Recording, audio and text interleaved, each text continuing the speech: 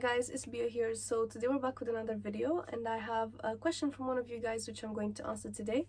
That question is how to apply to study at LCF, which is London College of Fashion, as an international student. So in order to apply to LCF, you need to go on the UAL website, which is the University of Arts London, and you need to go on the international student section. Now I found the links already and I have them down in the description. I have them in order as I mentioned the different links in this video for you guys to use and go directly to where you need to go.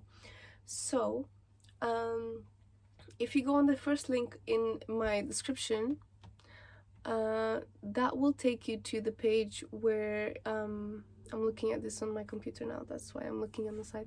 So this will take you to a page which says international students, and this has a lot of help on how you can meet other people, and they also are doing currently webinars. I don't know if they're going to keep doing in the future, but they do a lot of webinars online, and they explain a lot of things about portfolio, introduction to the uni, and all these different things and how you apply. Now I'm going to help you guys out a little bit more.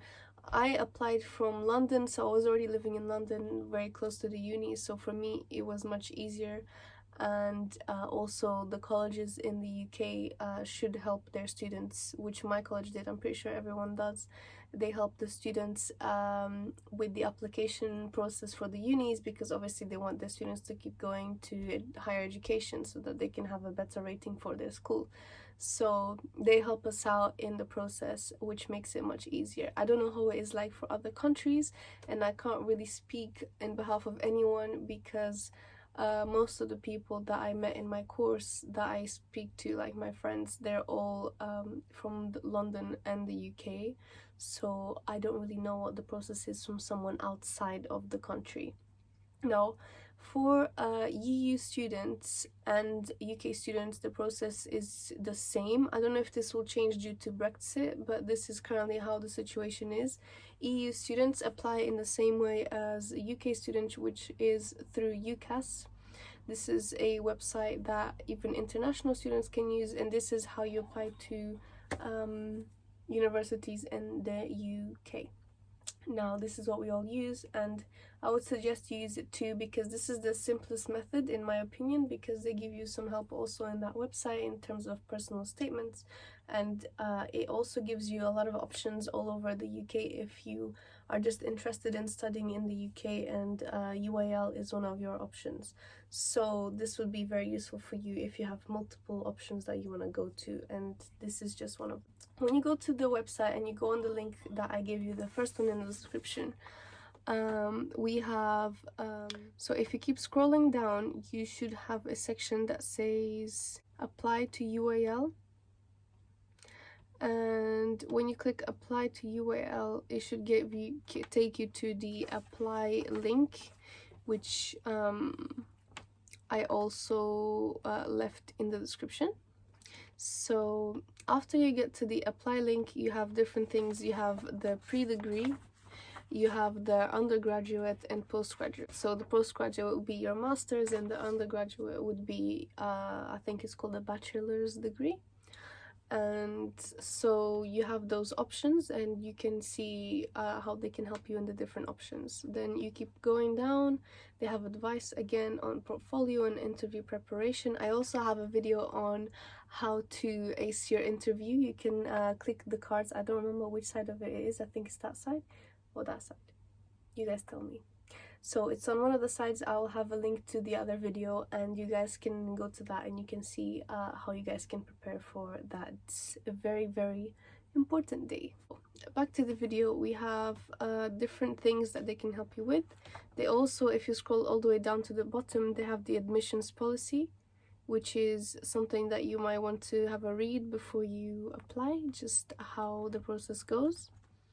So on that website, if you guys click on the undergraduate applications, for example, that will take you to another page which gives you in detail what the steps are. So step 1, they say, is to choose your course, so which course that you want to study. So that might be fashion design development, or that might be fashion management, whatever you want to study in the uni. You should check this out before you get to this stage, which you probably did already. Then you need to check the entry requirements. So if you're an international student and your first language is not English, you need to have some sort of proof of your English speaking abilities. Even us as the UK students, we had to have at least a pass in English language in order to be accepted into the uni. So we're not allowed to study at uni unless we have a pass in maths and a pass in English. So this is the bare minimum that you have in terms of grades. So what you have next is the requirements. So this might be, apart from that, you need to have a personal statement.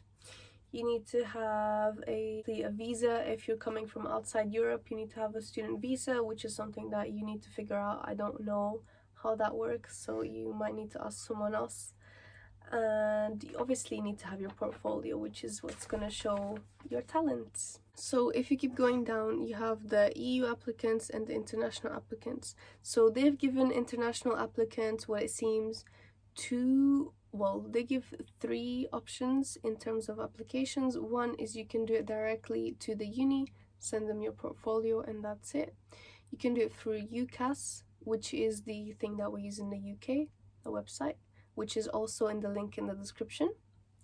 And then you have the overseas representative, which I believe is some sort of individual that belongs to the uni, that somehow lives in the country that you're in. For example, Australia, you might have someone in there, and they can do the interview with you in your country, which is great.